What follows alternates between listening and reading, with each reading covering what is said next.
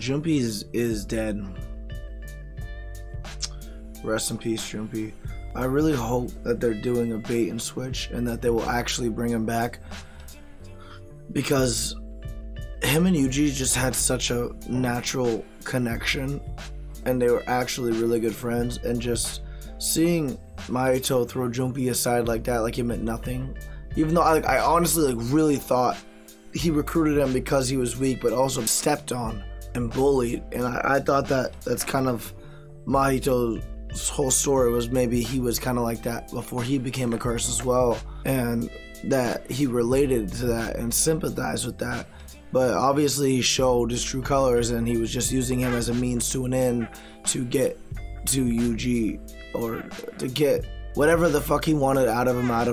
And now Junpei's gone. I am very curious to see how this episode ends, because I highly doubt that they're actually going to kill him in this episode. I feel like he's going to be a villain that's around for at least minimum the rest of the season. I have to assume that in this season, I think it's 24 episodes, they're going to interrupt the sorcerer games or exams, whatever.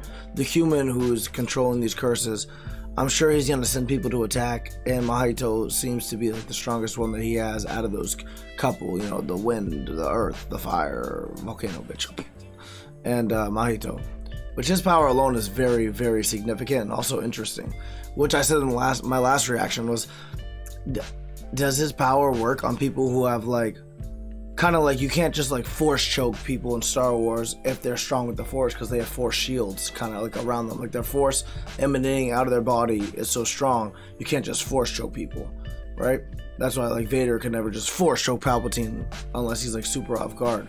So like his power to be able to like mutate people's bodies, I assume it wouldn't work on someone like Gojo. It's kind of like in Bleach, where like Soifon's 2-hit kill, if you try to use it on someone like Aizen, whose natural Ryatsu is so strong, his energy is so strong, like, it will negate your hacks, kind of like that. I'm assuming that's what that is. Rest in peace, Junpei.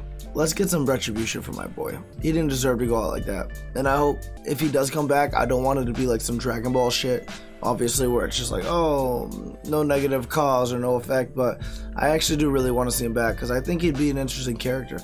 I thought that he was gonna like escape and like be like a villain going forward, and since they have that connection with Yuji, like he'd get super strong, and then they clash, and they clash ideologies. But it happened right away, and then Mahito just killed him. So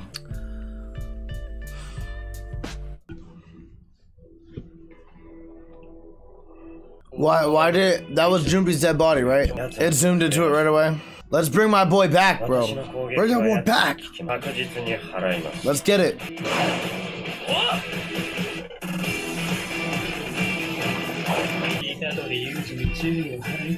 Exercise is pussy. Map is always going hard, bro.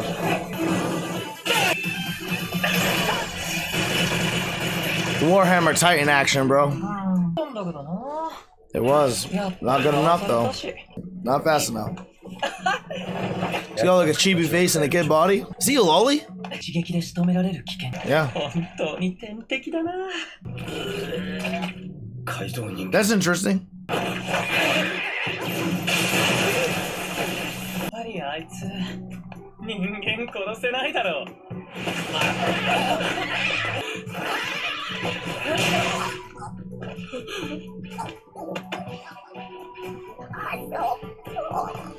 Don't be like Edward Elric when you the Philosopher's Souls, they're already gone. They're already gone. Be cruel. He killed fucking Junpei. Let's go. Let's go. Let's go down to me. You already fought him once before. He's on to you. Get fucking flipped.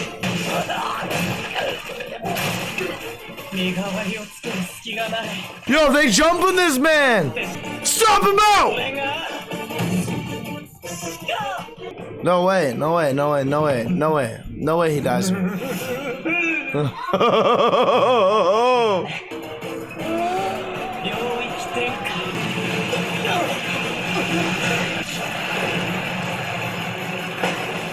Why is this show always trying to slip me a shroom, bro? Tomorrow. Yo, that's what Pegasus hit Yugi with. Shadow Realm. Yeah, he was scared to fight you 2-on-1.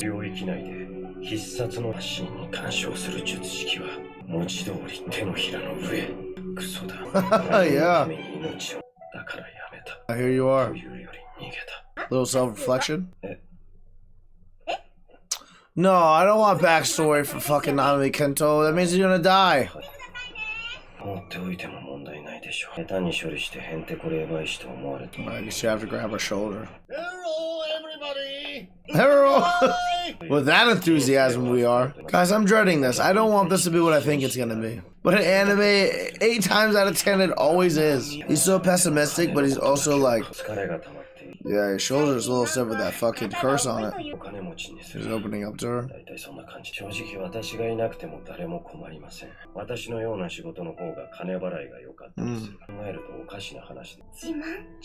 The opposite. He's sulking.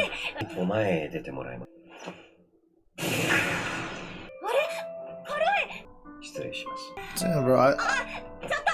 For some reason, I really feel for him. He wants nothing from no one, nothing out of no one. But he's still sulking and he's still like depressed. You can't heal depression. He doesn't want your pity. Or even your praises. Or even your thank you.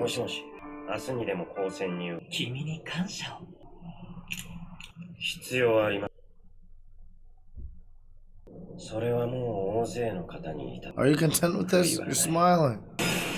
Let's go, thank you. Don't die. Yuji, bust it in there. Let's go! Let's go! We just fucking got to know this guy. Don't fucking die. What up, Jones? Yeah, because you're a fucking bitch. That's why. Oh, can I see more Kojo? That's my dude, bro. That's my dude.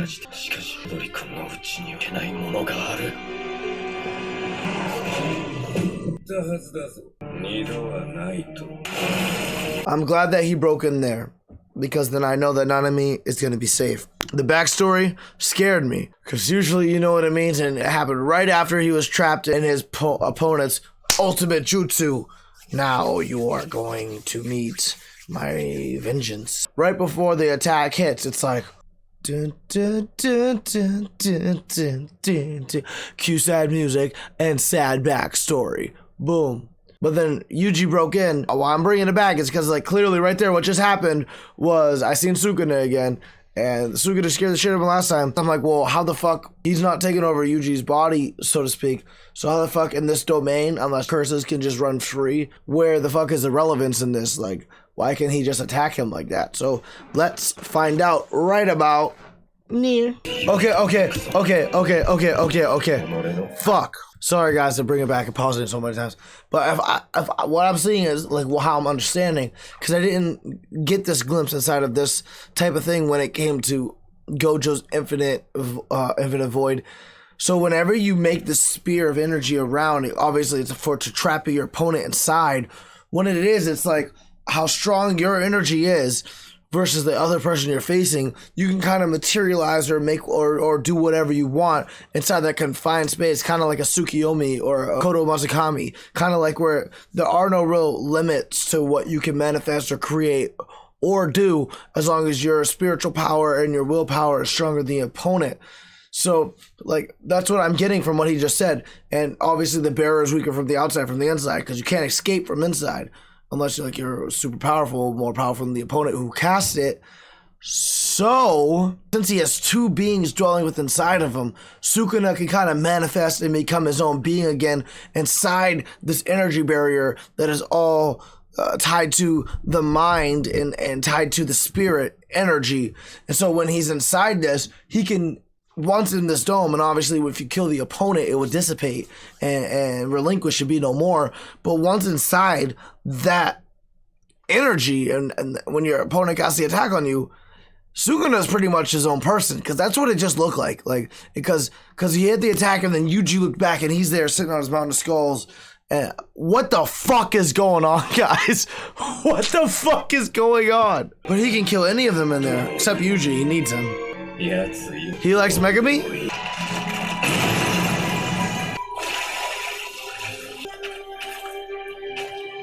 Mappa's fucking putting on right now. He could have one-shot him though, but he didn't. Is there a reason for that? Besides plot? Let's go, Yuji. He killed Junpei, get him! You better not use that attack again.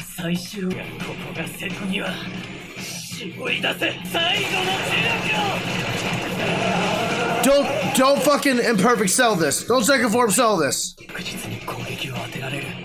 He's gonna explode. Virgin fist.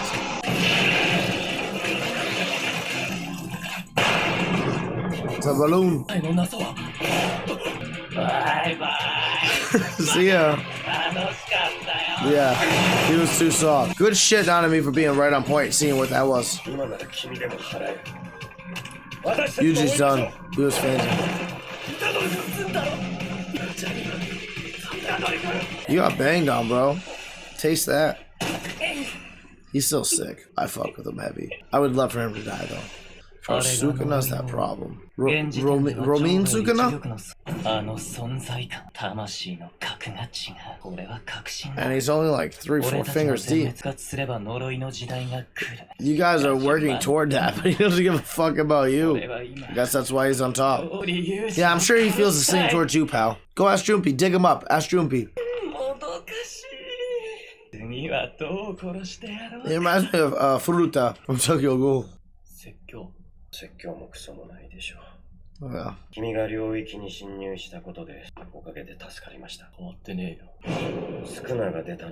Oh.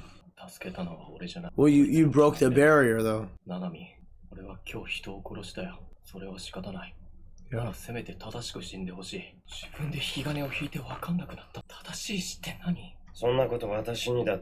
This is Jigen's voice actor. He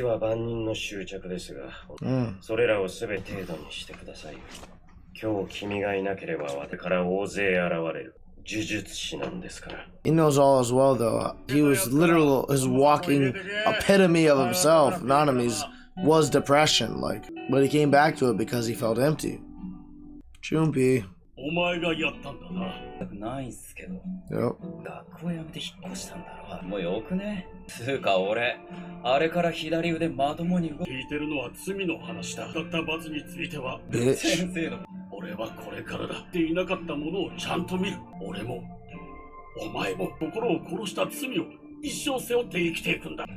And then he ran away, but he's dead. He's dead as fuck.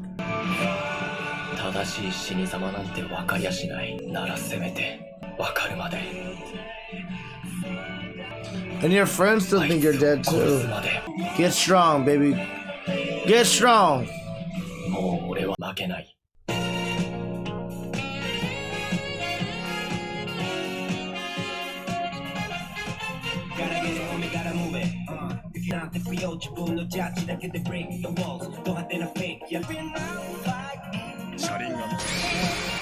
I don't know exactly how to go into this, guys. Trying to unpack what the fuck I just seen. Jujutsu Kaisen is just amazing me with how good the storytelling is. Mappa is amazing me with their direction and their animation. Just everything they're doing. The music team is fire. The direction team is fire. The animation, fire. I don't know the mangaka for this series, but he or she is also fire. So it does seem like Junpei is not coming back from that. I'm glad that Nanami Kinto did not die. If I called it right in the middle of the episode, like what I seen, and they have realms like little shells like Frieza and Budokai, you know, when he transforms, he got that little purple crystal that cracks. Like that, like that's their area of effect for like Gojo's Infinite Void. And once it's easily penetrated from the outside and someone goes in there, they can. I know usually a special case because he has a soul inside of him, but if they can kind of just go in there and like just whoever's energy is higher, just wreck shit. I don't know. That's fire that Sukuna can come out in that atmosphere. That's really dope. I like Yuji's newfound determination, like what is a human life, like what is it worth, and it kind of does contrast starkly with Nanami's as well, because he was very pessimistic and down and depressed and didn't have a reason really for wanting to do anything. Like in his backstory, just make enough to live, and then but not even make enough to live where he's at, make enough to be well off, and move to somewhere else where he'd be rich. Kind of like always taking the easy way out, because he's seen everything in his life as pointless, and what's the point of this, or what's the point of that, everything sucks, why am I gonna work for the man, type of guy. But then again, like when he helped that girl at the bread shop, at the pun shop, and he finally got that demon off her, when at first he seems like, oh, touching her, I'll get hit with sexual harassment or this or that, it's not worth my time. And before, literally, it completely contradicted what he said, because all he did was, can you leave forward? Didn't even touch her. How's your shoulder feel? It's because in his mind, he didn't want to do it. He didn't want to associate himself with that work or that type of lifestyle, or, his powers. Like, he was over it because of whatever he's seen, or just, like everything's shit. This is what he said when we first met him. So I think it's dope that, he came back around to it, because I was wondering what wrapped him back into wanting to do this again. Like, oh, we need you, we're begging you. He doesn't seem like a person. He tell you to suck a dick. But it was himself. He was so depressed and pissed off about everything. But at the end of the day, who he really hated at the same time was himself. Not even just because of things he's seen in his life that made him jaded and made him feel that way. He was also just kind of like, at the end of the day, like, I also hate myself. And as much as I hate my job, like, and everything I did, like, now I feel empty without it. Now I feel like, what am I doing in my life if it's not doing this, which is, killing these beasts and killing these curses and helping people and saving people. So when he made that turn and he saved that woman, and then the next thing he did, he got a phone call, and then called and was like, yeah, I'm going to a Sorcerer High School tomorrow. Those were conscious decisions he made, and like that he like longed for, almost wanted. So that's dope from his perspective. And then, fuck, Yuji alone has so much to go through, and Megumi, and I know every single reaction, I called her Kugurasaki. I know now her name is Kugisaki. I'm pretty sure that's how you pronounce it, Kugisaki. All shits and giggles, meme intended, and because I already got so used to it, I'm just gonna keep calling her Kugurasaki. Flame me in the comments, it's cool. I'd say dislike, that don't exist no more. So guess what? Fuck you. Kugurasaki. I really want her and Megumi. Am I saying his name right? Let me know. Tell me. Maybe don't. I feel like it's coming soon. Like, I feel like it's coming really soon where they're gonna meet up with Yuji again. I love that. But right now, obviously, he's highly affected by Junpei's death. Yuji's definitely about to be training super hard right now with Nanami and Gojo, which you don't know from my previous reactions. I like Gojo. If I had to guess or assume, make a hypothesis, next episode we'll probably see some training with Yuji and two masters, and we'll get some scenes. I think we'll go back to Kugurasaki.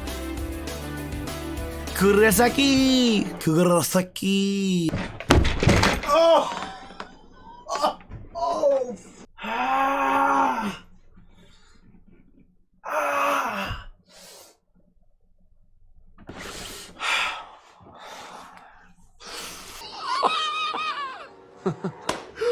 What an idiot! Oh, what a loser! That's rough, buddy.